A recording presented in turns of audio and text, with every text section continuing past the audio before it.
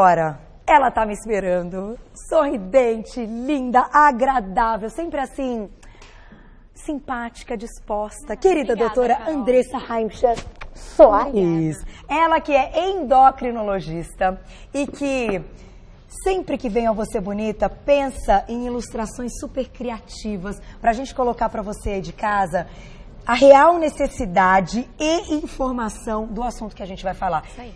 Toda vez que tiver uma brincadeira ao vivo aqui no nosso Você Bonita, você vai participar e a gente mostra tudo, né? É isso aí, é isso aí. O assunto que você escolheu hoje é um assunto interessante, um assunto bacana, porém as pessoas acham que conhecem esse lance do cortisol e do peso. Exato. Falou em cortisol, você fala, já sei, aquele hormônio lá, do estresse, que aí engorda. Não é bem assim? Não é bem assim. Vamos começar? Vamos começar, vamos Bem-vinda. esclarecer, né? Vamos lá. Não, eu tava falando pro pessoal que hoje, na verdade, eu vim tocar aqui, né, o copo. Tarará, vai fazer uma bateria. Não vou, gente, eu vou explicar daqui a pouquinho. Então vamos lá pro primeiro slide, Vamos Carol, pro primeiro vamos slide lá, para né? abrir. Pauta de hoje, cortisol e peso. Você sabe quais são os horários de liberação aí do cortisol? Sabe quais são as glândulas envolvidas? Vamos aprender já. Vamos lá, vamos passar. Você quer começar com esse? Quero começar com o segundo. Com o segundo, né? então vamos. Isso aqui é para abrir, olha que bonitinho. É muito bonitinho, é só Adoro. para chamar a atenção da onde vem o cortisol, né? Perfeito. Porque a primeira coisa que a gente precisa pensar é da onde vem esse hormônio tão importante que todo mundo chama que é o hormônio do estresse. Mas será que é o hormônio do estresse mesmo? Sim, o cortisol é o hormônio do estresse, mas ele tem inúmeras funções no nosso corpo, que eu vou falar daqui a pouquinho, e ele vem dessa glândula aqui, Carol, que é a suprarrenal. Então a gente tem 2 rins, né? Um rim de cada lado. Certo. Em cima desse rim, a gente tem uma glândula que ela é rica em gordura, que é a suprarrenal ou adrenal. A gente pode se referir a ela em qualquer dessas denominações. Certo. E ela produz 3 hormônios principais na sua camadinha mais externa. Certo. Na sua camadinha mais externa, ela vai produzir os hormônios derivados da adrenalina. Então você vê que é uma glândula que ela produz 2 hormônios associados com uma reação do nosso corpo ao lutar e ao fugir, que é os hormônios derivados da adrenalina e o nosso cortisol. Perfeito. Além disso, ela vai produzir aldosterona, que é um hormônio que vai controlar o equilíbrio do sódio no nosso organismo também. Interessante. E por incrível que pareça, ela produz também hormônios masculinos. Olha. Nas mulheres também. Olha que interessante. Numa quantidade menor. Numa quantidade bem pequenininha, mas ela também produz. Que, inclusive, ele está associado, em alguns casos, em alguns distúrbios, com o aparecimento de pelos. Eu já comentei um pouquinho numa pauta sobre isso, algum tempo atrás. Quando a gente falou até de vários policísticos, de problemas hormonais. Que eu falei assim, não pode deixar de investigar os distúrbios da suprarrenal. Uma pergunta, doutora Andressa. Quando a gente dosa o sangue, faz os exames e a gente nota que há um desequilíbrio, os números ali de referência no exame não estão adequados quando dosamos a suprarrenal. Perfeito. O que isso pode significar? Problemas nesses hormônios? Sim, o que acontece? Normalmente a gente não dosa aldosterona direto. Por exemplo, a aldosterona é um hormônio que ele está relacionado, que a gente vai começar a investigar em pessoas que têm pressão alta muito resistente. Então, pessoas que usam 2 ou 3 medicamentos, geralmente um diurético e um medicamento para pressão, a gente vai pensar que talvez essa suprarrenal dessa pessoa esteja com alguma alteração. É o que a gente chama de hiperaldosteronismo, ou seja, excesso de produção da aldosterona.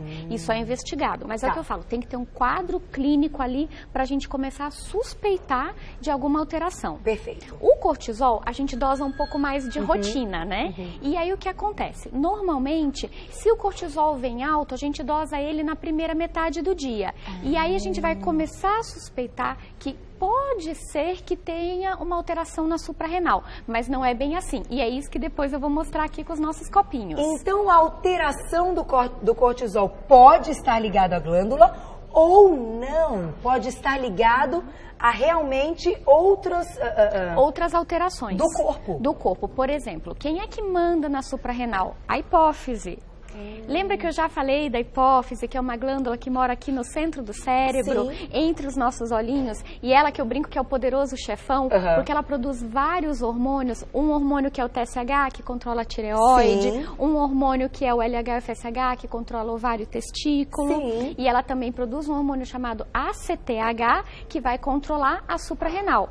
Em algum distúrbio da hipófise, normalmente existe uma secreção maior do ACTH, ele pode estimular essa suprarrenal a produzir um pouco mais de cortisol. Então, nem sempre o cortisol alto vai determinar que é uma alteração só na suprarrenal, mas determina que a gente precisa prosseguir a investigação. Primeiro para confirmar, porque pode ser uma alteração, mas pode não ser. E é isso que eu quero passar para vocês hoje. Muito bom! Agora, a gente vai colocar uma perguntinha na tela, né? Só que antes, um negocinho, um comentário. Como a gente sabe que o cortisol é um hormônio importante, enfim, se a gente produz é porque é importante. O que o indivíduo apresenta quando você olha, ele chega lá no consultório e fala, esse aí é o negócio do cortisol. É ganho de peso, fadiga, é preguiça, é um estresse que você já olha pra pessoa, parece que a pessoa já está estressada só de te olhar. O que o cortisol, ele estando nos níveis inadequados, mostra num paciente? Então, o que acontece, Carol? Sempre o cortisol no nível alto o tempo todo, ele vai causar uma doença que é chamada de síndrome de Cushing. É um nome difícil, mas é o nome do médico que descreveu, que é os efeitos da liberação do cortisol em níveis altos e de forma prolongada. E aí a gente vai ter aquela gordura abdominal bastante proeminente, estrias roxinhas na região do abdômen. Lembra da giba? Pode ter giba aqui, que é aquele acúmulo de gordura na região aqui do pescoço. Chama giba? Chama giba, gibosidade. Gibosidade. Não é o jogador da seleção de vôlei, né? Mas é uma gordurinha aquela gordurinha, acúmulo de gordura, porque o cortisol, ele é um hormônio. Se a gente puder passar o segundo slide, vamos pro próximo, a gente vai conseguir entender um pouquinho melhor isso. O diretor vai colocar uma perguntinha. Então, vamos pôr uma perguntinha antes. Perfeito. E voltamos pro... Vamos ver quem escreveu pra gente. Que linda, Poliana, um beijo pra você. O hormônio cortisol, em que situação é produzido pelo organismo?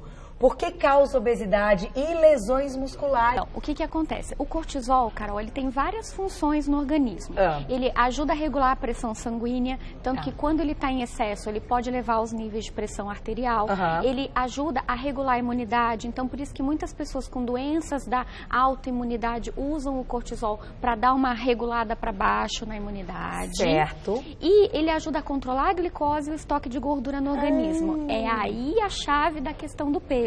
Porque ele faz com que aconteça um depósito de gordura maior na região abdominal. Ele retira a gordura da região da periferia, dos braços e das pernas, e ele joga essa gordura na região abdominal e nessa região posterior do pescoço aqui. Então, mas é a mesma gordura, ele muda a gordura de lugar. Ele muda a gordura de local, mas ele aumenta também o apetite. E com isso a pessoa passa a acumular mais gordura nessa região central. A pessoa que está cortisol alto, ela tem mais fome? Ela pode ter mais fome, sim. Não sabia. Então também é outro indício. Também é outro indício. Vamos falar um pouquinho do ritmo do cortisol? Vamos que eu acho entender. Que é muito bacana. Inclusive, a gente tem aqui também um slide para colocar no fundo, para mostrarmos o ritmo do cortisol. Eu vou abrir um pouquinho, que daí dá pra gente ver o slide aí, ó. Ritmo do cortisol, então, é isso aqui. Então, o que acontece?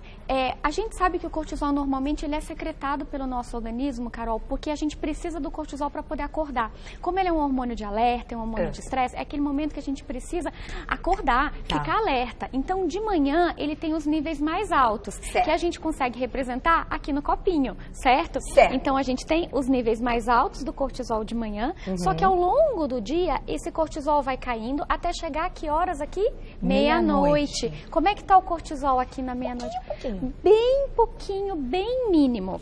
E aí o que acontece? Se eu pego de manhã cedo e vou fazer um exame de cortisol, qual é a chance desse cortisol vir alto e até às vezes bastante alto? É muito alta. É muito grande, porque é muito grande. O horário que ele está mais alto é de manhã. Perfeito. Então, a gente vai colher um exame de sangue e aí a gente vai ter a leitura dessa quantidade alta do cortisol no sangue. Claro que não é essa quantidade, é só uma representação, né? Mas assim, a gente vai ter uma leitura dessa quantidade muito alta alta de cortisol no sangue. Certo. Isso é doença ou não é doença? E é aí que a gente precisa entender, porque na verdade quando a gente fala em excesso de cortisol, a gente precisa entender que existe um ritmo de cortisol. Por que pedem pra gente dosar então até as 9 da manhã, doutora Andressa? Porque até as 9 da manhã que o cortisol tá mais alto. A gente tem que ter esse valor, então. A gente precisa ter esse valor para descartar, na verdade, aí é que é o X da questão. Se ele não está reduzido, porque se ele está reduzido, significa que a suprarrenal não está funcionando direito. Entendi. Mas se ele está elevado, não quer dizer que ele esteja totalmente elevado, porque na verdade a gente precisa daí fazer a leitura do ritmo do cortisol. Precisamos dosar o dia todo. O dia todo. Só que quem é que vai ficar no laboratório, Carol, coletando às 6 da manhã, às 8 da manhã, às 10 da manhã? Ninguém. E aí a gente tem 3 métodos para a gente poder fazer o ritmo do cortisol. Jura? Quais são? Juro. Vamos pro próximo slide? Vamos pro próximo slide. Tá vendo que legal? A gente acha que sabe tudo. Ah, eu doso lá até as 9 da manhã, já tá tudo certo. Não, podemos ir além. Olha lá. Então, olha só. Como é que a gente pode fazer? A gente pode coletar uma urina de 24 horas. Certo. Que a urina, o que vai acontecer? Esse cortisol que está na corrente sanguínea, ele passa através do rim e ele é filtrado pelo rim. Tá. E aí a gente consegue coletar através da urina de 24 horas a quantidade total do cortisol no dia. Então, teria que colher a urina uma vez a cada hora. Exatamente. Na verdade, Tá. toda vez que for fazer xixi, coleta num potinho. Perfeito, E leva não despeja nada. Não despeja nada. Da primeira urina da manhã até a próxima urina do dia seguinte, ali leva para o laboratório para a gente poder fazer a avaliação. Perfeito. E aí a gente consegue ter uma noção do ritmo de cortisol. Perfeito. Só que aí tem uma coisa do seu ladinho aí, Carol. Do meu ladinho, o que é isso? Sabe o que é isso aí? Não. Cortisol salivar. Olha que legal! A gente colhe a saliva? A gente consegue dosar o cortisol na saliva. Por quê? Quem que vai no laboratório aqui, meia-noite, 11 horas da noite, coletar cortisol, Carol? Ninguém. Ninguém. Nem o laboratório vai estar aberto. Ninguém. Só no hospital a gente consegue fazer Exatamente, isso. é. E aí o que foi desenvolvido? Uma técnica, pode abrir, isso Pode abrir mesmo, tudo? Carol, pode abrir. Ai, que bonitinho. Aí a gente tem um algodãozinho, Tá. um algodãozinho que a gente coloca esse algodãozinho embaixo da língua, Tá. às 23 horas ou à meia-noite, Ah. e aí a gente consegue captar a saliva do paciente, que a gente quer confirmar o cortisol se ele está alto ou não. Por Tá. quê? Porque se é uma pessoa que tem um problema de cortisol, segura aqui pra mim, por favor, Carol, e ela tem um cortisol que está elevado às 11 horas da noite. Ixi, o que será que vai acontecer? Aí, quando a gente vai dosar o cortisol às 11 horas da noite, Carol, Ele tá na assim. saliva, como é que ele vai sair? Alto. Alto. E olhem pra cá, como é que vai estar o ritmo do cortisol dessa pessoa? Tudo errado. Vai estar alterado. Aqui, ó. Vem grandão e dá uma descida. De repente, depois 11 da sobe. noite, a hora que ele tem que estar pouquinho. Tá um tantão. Ele tá um tantão. Significa que o ritmo do cortisol tá errado. Então, o cortisol salivar é um jeito bacana da gente conseguir confirmar se o cortisol dosado de manhã for alto, se ele continuar alto à noite, com certeza, provavelmente, não dá para dizer com certeza, né? Mas dá na pra dizer, medicina, provavelmente, esse paciente tem uma alteração na liberação do cortisol. E é isso que engorda? E isso pode sim levar ao ganho de peso. Você já vai contar, então, por Conto que sim. que isso, então, leva ao ganho de peso? Porque a gente vai botar mais uma perguntinha na tela. Conto sim. Vamos ver, é da Gisele. Gisele, um beijo pra você. Além do ganho de peso, o aumento do cortisol também está relacionado ao aumento de colesterol. Então, assim, o que a gente precisa entender é a primeira coisa. O estado, a obesidade em si, quando a gente fala em obesidade, o paciente que está acima do peso, a gente sabe que o rim dele filtra mais cortisol do que precisa. A gente tem que entender que a gente precisa manter um nível de cortisol. Eu vou até tirar isso aqui para a gente não atrapalhar o nosso raciocínio. Tá. A gente precisa manter um nível de cortisol na corrente sanguínea de forma controlada. Tá. No paciente que está acima do peso, o que acontece? Esse rim filtra mais. É como se ele tentasse eliminar mais rápido esse cortisol que está circulando na corrente sanguínea, Carol. Aí, a suprarrenal, espertamente, o que ela vai fazendo? Ela vai falando assim, então, peraí. Ele tá tirando, eu vou pôr. Exatamente, ele tá tirando, eu vou pôr. Então, peraí, eu vou botar um pouco mais de manhã, eu vou botar um pouco mais em cada horário do meu dia. E aí ela vai colocando, colocando. E o rim vai filtrando.